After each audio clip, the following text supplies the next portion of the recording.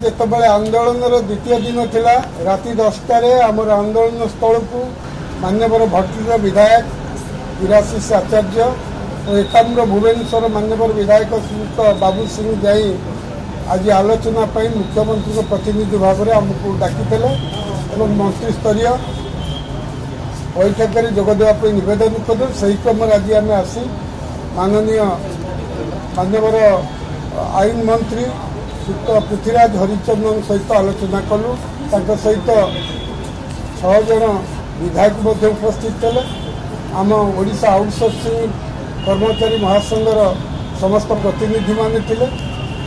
आलोचन आम समस्त विषय 3टी दाबीर युक्तिसंगत दिगगुड़िक व्यापक आलोचना कलु। ता संपर्क में सविशेष कागजात प्रदान कलु एवं मान्यवर मंत्री एवं विधायक माने आमको दृढ़ प्रतिश्रुति देले जे खूब शीघ्र आपण मानकर दाबी उपरे राज्य सरकार एक ऐतिहासिक पदक्षेप नबाकू जाउछन एवं सेमाने आमको अनुरोध कले राज्य सरकार उपरे भरोसा रखी आंदोलन प्रत्याहार करने को।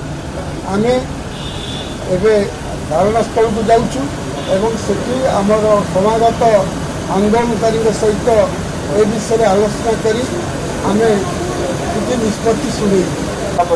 ओडिशा सरकारी कर्मचारी आउटसोर्सिंग महासंघ आपण मैंने जानते आमर आंदोलन आज को तृतीय दिन में पहुंची और गतकाल राति आमको 2 जन विधायक आम सागर जा आलोचना कले आपण मानकर दाबी खूब शीघ्र पूरण करा प्रतिश्रुति देते आमको आज डेलीगेट्स मान डाकी आम डेलीगेट्स मैंने आसी आम सागे सौहार्दपूर्ण आलोचना है।